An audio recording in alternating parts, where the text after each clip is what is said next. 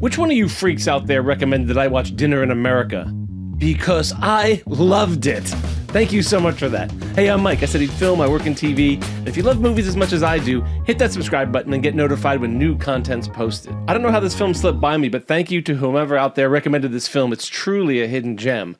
Dinner in America was written, directed, and edited by Adam Carter Reimer. It's Reimer's third film. First was a film called The Bunny Game, which is billed as a torture porn film that follows a sex worker who's abducted by a sadistic truck driver. I like this guy already. It was banned in the UK after the British Board of Film refused to classify it due to its graphic sexual content and physical abuse.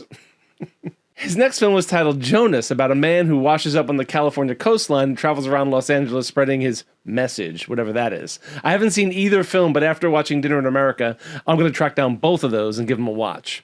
If you've seen them, comment below. I want to hear your thoughts on those too.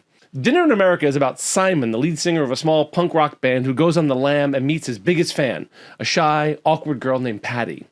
Together, they are two misfits who find love. Does it have problems? Sure, tons of them, but fuck it, I loved it. It's raw and indie and punk rock. Reimer is a cinematographer, and the film finds humor in its framing at times. In one scene, Simon gets his ass kicked next to a bus. The bus pulls away to find him spread eagle on the floor. I don't know why I found it so funny. It was shot in 2019, just before the pandemic, but plays like an independent film from the early 1990s. I'm talking about the language particularly. It sounds like how we talked in high school. I'm going to imagine Reimer's about my age. The highest possible compliment I can give Dinner in America is, it reminded me of Hal Hartley's The Unbelievable Truth, one of my all-time favorite independent films. The snappiness of the dialogue, the bizarre assortment of side characters, the ultimate meaninglessness of it all. Dinner in America is trying to say the same thing about the Midwest that The Unbelievable Truth is trying to say about Long Island, or Clerks was saying about New Jersey, or Slacker was saying about Austin.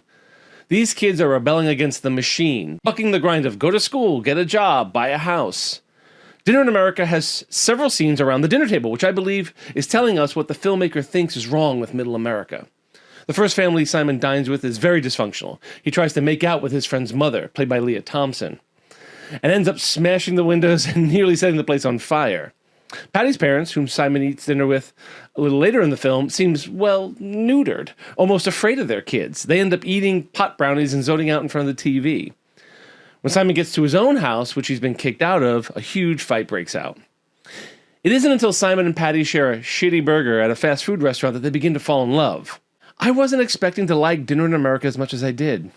It premiered at the Sundance Film Festival in January of 2020 and wasn't able to secure a buyer and struggled with distribution. It finished the rest of its festival run with virtual screenings because of the pandemic. By May of 2022, it was self-released in select theaters. That's probably why it slipped past my radar. But, thanks to TikTok, the film is gaining a cult following. I'm a watermelon sand into your driveway. It seems the original song Watermelon that Patty writes is going viral. You can use it as a sound. If you're looking for something fresh and raw and indie, check out Dinner in America. Anyway, I'd love to read your thoughts on Dinner in America in the comments below. If you like this content, interact with this video. I'd really appreciate it. As always, film is about community. I'm Mike, and I love movies.